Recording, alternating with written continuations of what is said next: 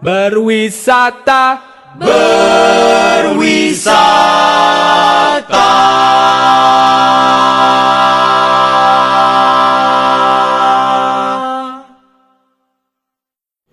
Halo, boleh kenalan nggak?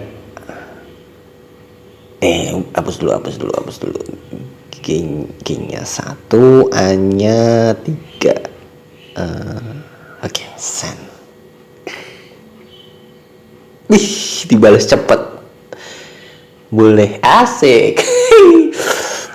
Terus apa ya?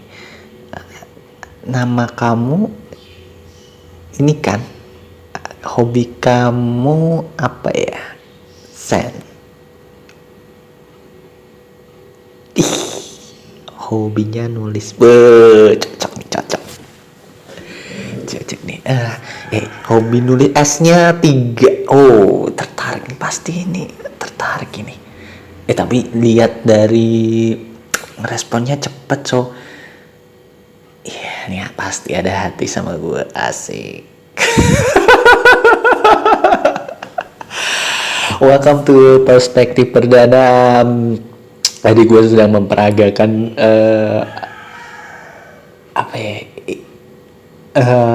PDKT yang texting dengan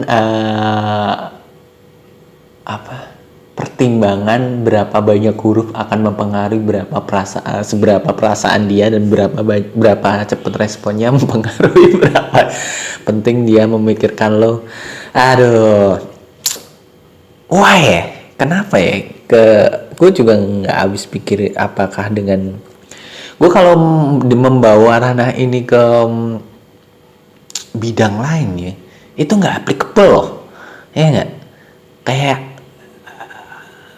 lo ngebawa itu di wawancara kerja gitu, iya pak, gitu nggak mungkin. Hanya kan 5 ya, lo harus baca panjang gitu. Itu nggak applicable, itu lenjeh.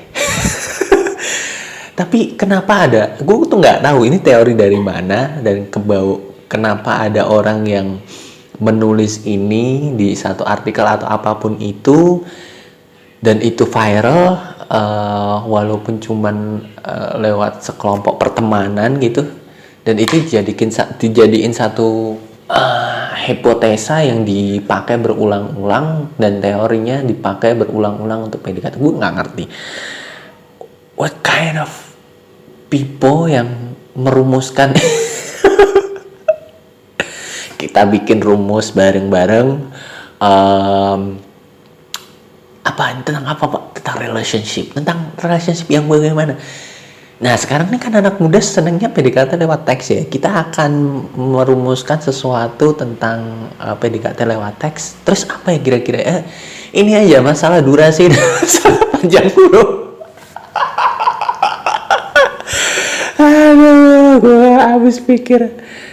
Well, itu kenapa ya? Why semakin kesini,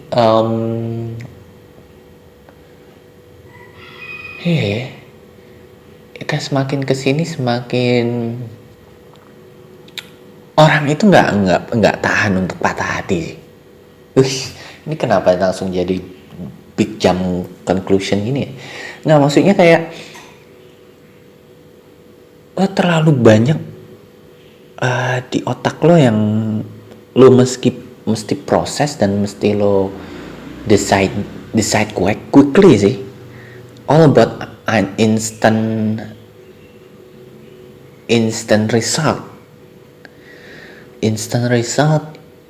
dan pertimbangan yang sebenarnya nggak penting banget untuk dilakukan gitu. Gue selalu ini nih, gue tertarik nih sama satu band indie, namanya Colony House. Mereka cukup mature untuk mengcapture banyak lirik yang berhubungan dengan dunia dewasa menurut gue ya. 25 ke atas tuh bisa mencerna lirik-lirik mereka dengan sangat amat relate gitu secara personal. Dan mereka tuh mengcapture ada satu lagu yang menurut gua cukup keren, namanya Second Guessing Game. Kita kan sering tuh eliminate respon partner atau gebetan, tapi kita itu prosesnya di otak sendiri dan kita jawab sendiri dan kita mengasumsikan sendiri dan deciding instant result itu sendiri. Itu jadi gap yang gede sih menurut gua. Maksudnya kayak lo harusnya nggak perlu itu gitu. Lo harusnya nggak perlu mempertimbangkan itu, just do what have you do. Itu di liriknya tuh udah bener tuh. Lakuin yang lo lakuin, fighting for your love, terus ngomong kalau nggak suka yang ngomong nggak suka gitu. It just why you just ya itu susah sih kalau orang yang ngarep, itu susah juga sih. Orang yang berharap terlalu, ekspektasi terlalu tinggi itu kalau memang sih jatuhnya tuh sakit tuh. Orang yang di bidang apapun ya, berekspektasi terlalu tinggi itu bikin lo tidak siap dengan hasil apapun itu. So ya itu, kalau orang berekspektasi tinggi menurut gua mereka akan mempertanyakan banyak hal, mempertimbangkan banyak hal karena mereka ingin mendapatkan result yang bagus gitu loh. Beda dengan orang yang nothing tulus, mereka akan ya gue gini, gue akan lakuin ini, so kalau dia nggak respon, nggak suka, it's okay gitu. Jadi lebih simple, lebih cepat eksekusinya, lo nggak perlu mikirin apapun gitu.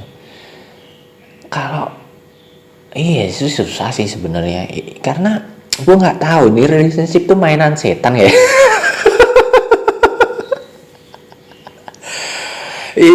Karena gue nggak tahu lah, mungkin karena gue INTJ dan gue nggak ngerti how to behave in a relationship. Karena menurut gue nggak ngerti ya bidang apa lagi yang di kehidupannya, kayak apakah karir atau job atau bisnis atau apa, itu yang nggak direct communication sih. Dan gue tuh nggak ngerti kenapa relationship itu susah untuk direct communication. Artinya gini loh, di bidang apapun komunikasi jelas itu, komunikasi yang simple, jelas, tepat sasaran itu dibutuhkan gitu. Tapi relationship itu susah, ini nggak bisa diterapin gitu. Nggak tahu apakah orangnya salah menerapkan hal itu diterapkan pada orang yang salah atau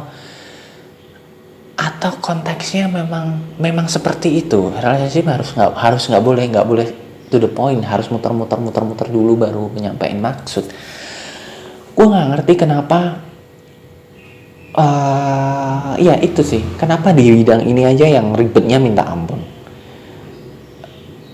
Karena ketika cinta itu lo bawa ke merit itu juga sangat real, sangat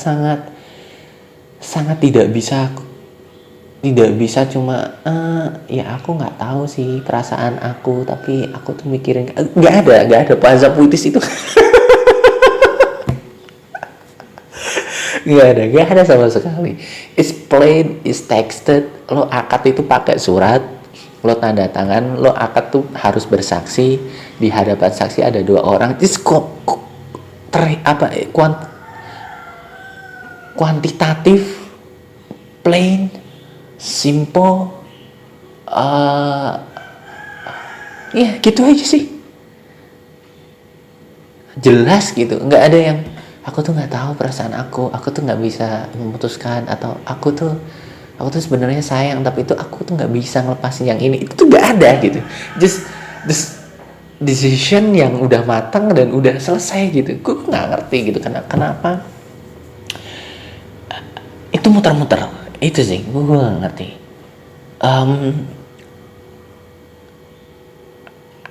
Apa yang membuat semuanya itu menjadi sulit gitu.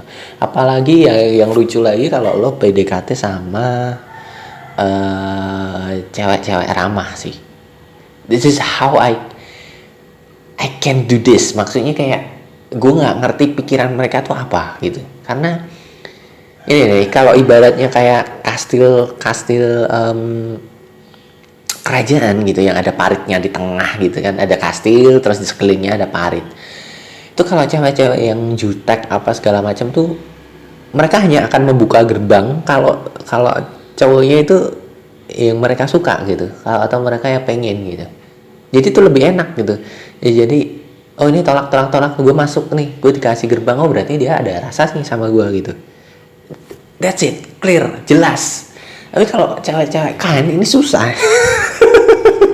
Susahnya kan apa? Mereka tuh buka gerbang semua.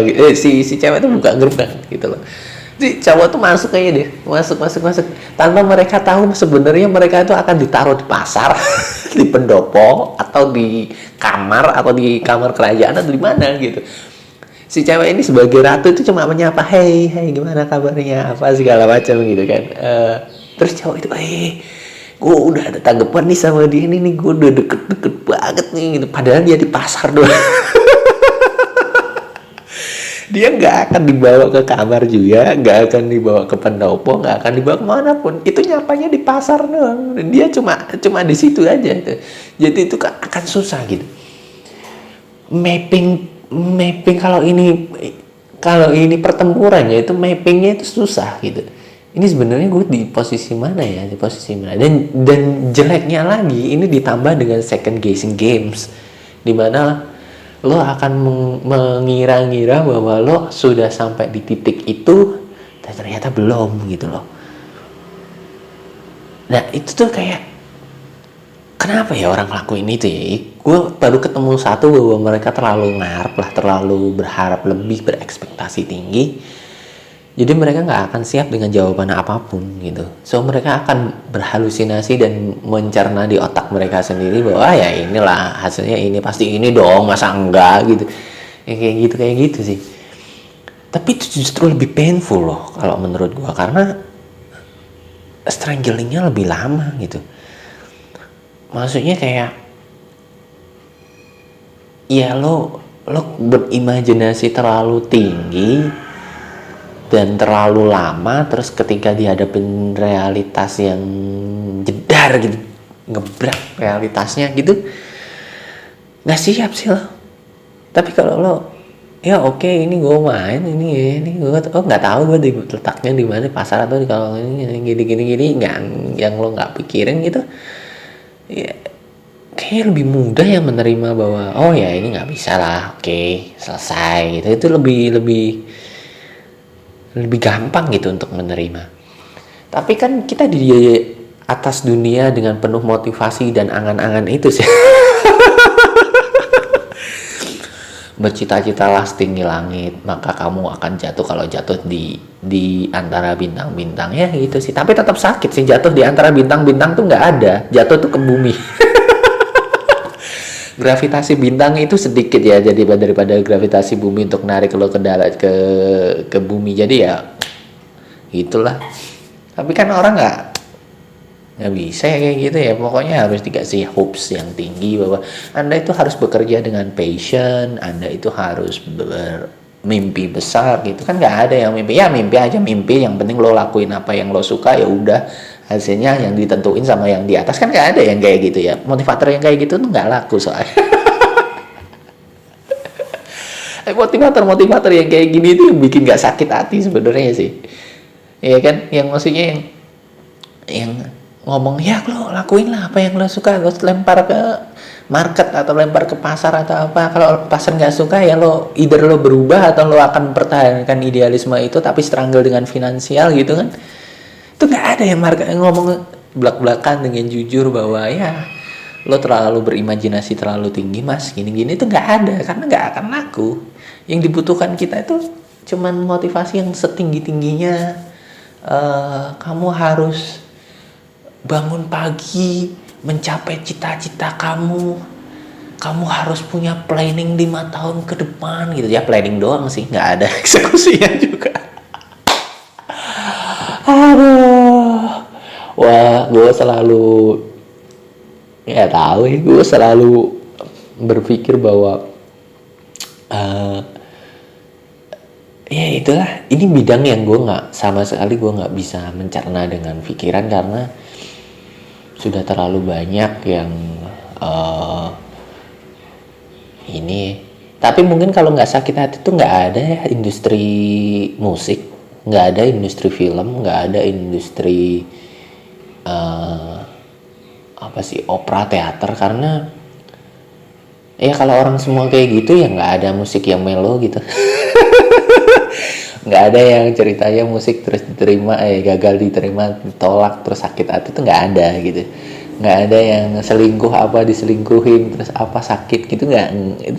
Itu jadi nggak ada lagunya, itu nggak ada ceritanya. So ya ini berkaitan dengan banyak hal, maka gue sangat sangat berprinsip bahwa cinta, itulah nikah karena cinta itu, ya itu kayak Romeo Gadungan ngomong apa, nikah karena cinta itu produk abad 21. Gue bener, gue setuju dengan pendapat itu.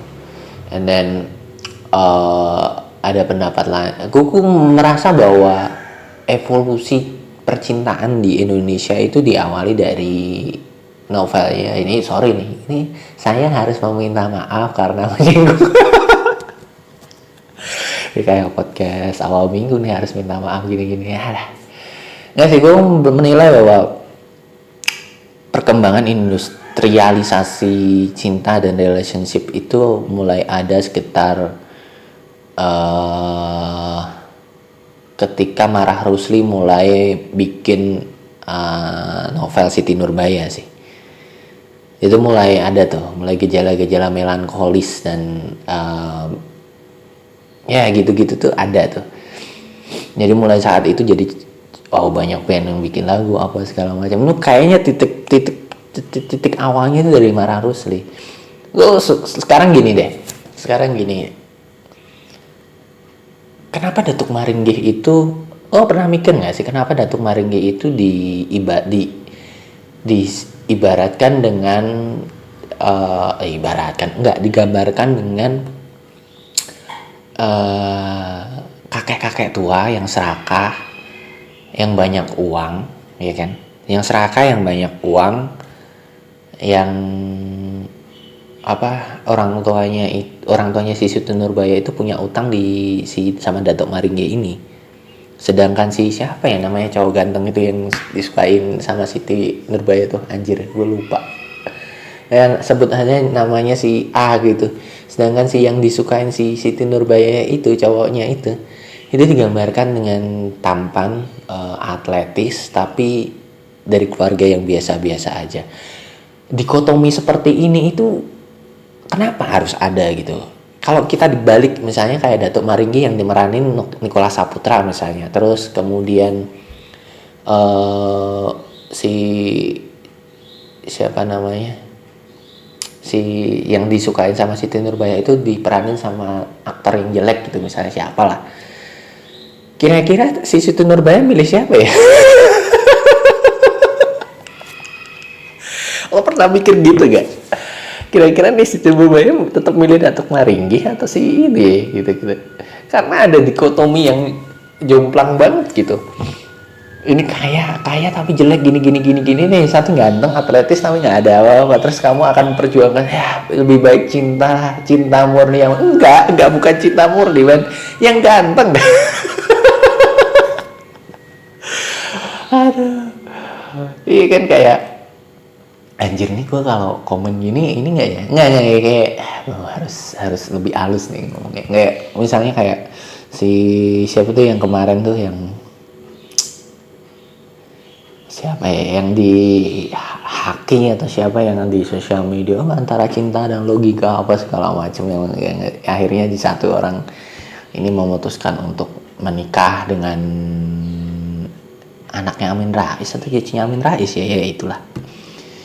Gue mikir lah berkali-kali gitu, kalau ini bukan putranya Amin Rais atau nggak ganteng-ganteng amat, kira-kira ini cewek mau nggak sih gitu. Ini bukan masalah logika atau masalah cinta sih, ini masalah sangat-sangat rasional gitu loh. Bukan dalam artian gue, kamu lo ini bang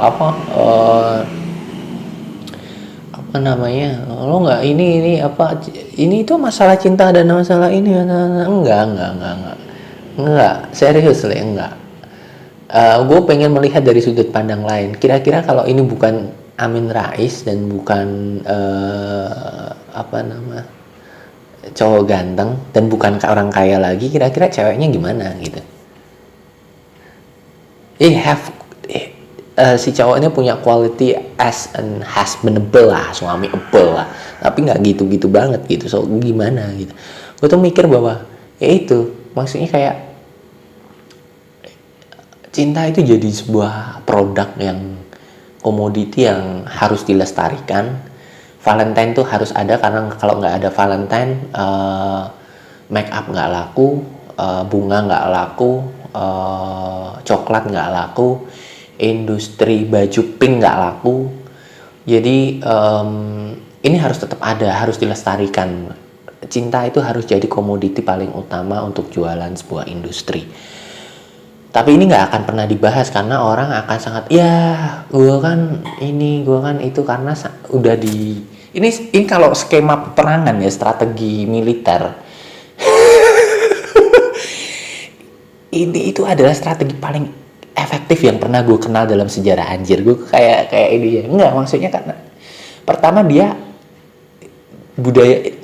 bikin budaya dulu. Jadi dia itu cinta itu dibikin sebuah produk yang digemari pop culture, jadi diabsorb sama semua lapisan masyarakat. Habis itu dia bikin budaya tuh dari situ, pelan-pelan tuh, dari budaya, mungkin dari musik, kemudian dari menginjak pada di musik, kemudian dari fashion, kemudian dari apa, kemudian gede, dan untuk mengembalikan ke realita itu jauh tuh. Orang tuh harus nunggu umur 25, 26 ketika mereka udah kerja, struggling dengan hidup, ternyata nyari duit susah. Ini gue harus konsen kerja, sementara gue harus secepatnya harus nikah dan lain sebagainya. Nah itu tuh orang mulai, anjir, gue ternyata lagu pop yang gue denger tuh salah, lagu melankoli yang gue denger tuh salah, film yang gue ini tuh salah gitu. Itu kayak gitu. Kenapa itu kan nyadarnya lama ya, orang sampai ke situ tuh nyadarnya lama, dan semakin ke sini tuh industri itu semakin gede. Orang tapi nggak pernah sadar bahwa it's just an industry yang lo harus berpikir banyak. Ini tuh sebenarnya apa dan kenapa gue harus mengarah ke otak gue, mindset gue tuh harus mengarah bahwa ini harus love, ini harus ini. Kenapa seperti itu? Itu sih. Terus itu kenapa gue sangat suka sama 500 Days of Summer, karena orang tuh itu sangat dekat dan orang relate dengan kenyataan itu, bahwa this is not about love story, this is how boy meet girl. Ya just it itu, everybody doing it, tapi nyadarnya lama. Kayak itu sih, kayak apa ya, cinta itu dibikin sebuah industri yang gede, dan mindset kita kepatri di situ, itu juga gila loh. Itu gue nggak tahu kalau itu jadi sebuah skema gede gitu. Maksudnya kayak ini yang ngerancain cuma satu orang nih, ini berhasil banget nih. Ini orang nih benar-benar bisa jadi diktator nih. Jadi langsung kelam gini. Well, ya itulah gue menilai gitu nih. Ini sebenarnya di tulisan gue tuh konsep awal tuh mau menjelasin tentang kind girl ini gimana PDKT-nya gini-gini, ternyata sampai ke ranah yang enggak. Ya itu ya susahnya gitu, balik lagi ke kind girl gitu. Lo kalau deketin kind girl lo jangan ini pengalaman pribadi juga sih, kayak misalnya jangan berekspektasi terlalu tinggi dan jangan berasumsi di kepala lo, karena itu semua nggak real. Anjir. Yang real adalah lo tanya tuh ceweknya, gue sebenarnya posisinya di mana nih, pasar atau di pendopo atau di kamar, berapa banyak yang di kamar, berapa banyak yang di pendopo. Lo harus tanya itu, men. Karena lo nggak bisa mendapatkan jawaban itu di otak lo sendiri. Lo harus gali. Lo nggak akan pernah ketemu jawabannya karena itu ada di imajinasi lo. So if you wanna meet this girl dan dia jawabannya itu ya nggak, aku nggak ngerti maksud kamu apa, ya just escape, okay? Karena nih cewek ini ngoleksi orang yang sangat banyak gitu. Maksudnya kayak, oh ini di sini ini gue plot di sekeliling gue, ini gue taruh di pasar. Kalau yang di kamar ini gue udah bosen, yang pasar gue tarik di kamar karena gue nggak ada hiburan. So it's that happen. Jadi sebenarnya mereka sangat ngerti direct communication, tetapi mereka menghindari itu karena kalau direct communication dia jawab, dia nggak kehilangan koleksi itu. So itu yang lo harus lakuin. Tapi memang susah karena cewek-cewek yang punya nilai kind girl tapi cantik itu susah. Karena cowok adalah makhluk visual, so kalau mereka ngelihat nih cewek, oh cantik apa segala macam, masuk kain baik, ini udah nih ke grab semua nih, udah abis nih. Cowok ini otaknya itu dangkal banget. Jadi ngelihat cantik ramah ini pasti ada rasa. Udah itu, padahal cantik ramah dia lakukan ke semua orang. That's why di dalam game ini yang lebih mahir itu cewek sebenarnya. Sangat cewek sekali. Tapi kalau udah umur 26 ke atas, lo baru bisa 27 26 ke atas lo baru bisa pegang kendali. Karena di situ dia mulai insecure. Anjir, gue kok kayak coach ini sih. Enggak sih, gue tadi ngomongin ini tuh kenapa jadi nyaranin gini. Telek banget. Enggak sih, kayak ini opini ya, maksudnya kayak kalau udah mulai mendekati masa-masa tua dan dia udah capek dengan playing this game anymore, dia udah mulai nih, oh gue salah nih nerapin gamenya ini, gue harus pada titik nikah nih. So gimana nih, gue harus nyari yang mana nih gitu. Udah mulai ini, lo udah mulai bisa pegang kendali. Tapi kalau belum di usia itu, dia masih ngerasa cantik dan in the moment banget, dia masih jadi ratu kelas, dia masih jadi kembang desa, it's never gonna happen, man. So kalau lo mau tertarik sama itu, lo tanya langsung. Kalau jawabannya nggak jelas, lo mendingan back up. Karena turn back lah. Kok back up sih? Turn back. Lo turn back, lo cari yang lain. Karena ini permainan yang areanya udah di area dia sih. So ya kalau lo nggak pinter main ya, you never gonna win. Anjir banget, gue sok tahu gini mikirin. Oke, gitu. Udah 28 ngoceh-ngoceh gak jelas dari kind girl sampai ke sini. Nggak tahu nih lucu atau enggak. Anjir, gue nggak nyari lucu sih, guys. Gue nyari ini aja yang nyari ekspresi diri aja sih di podcastnya, anjir. Ya gitu aja sih, 28 menit. Ngomongin apa lagi ya, subscribe gini-gini ya, nggak ada yang subscribe juga. So sorry ya, balik lagi sorry mulu. Gue podcast tuh agak berhenti lama,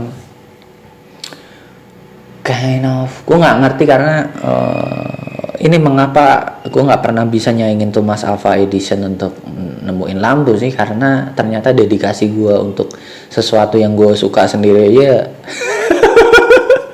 cuma segini gitu. So to be continue lagi, untuk jadi tekun dan untuk jadi konsisten itu ternyata lebih susah daripada berkarya itu sendiri atau apalah gitu. Karena disiplin dan ketekunan dan konsistensi itu emang nggak milik semua orang, makanya orang-orang yang hebat itu ya cuma sedikit. So. Oke, gitu aja. Aku nggak perlu ngomongin subscribe apalah, bodo amat lah. Kita tunggu di bulan Ning. Ciao.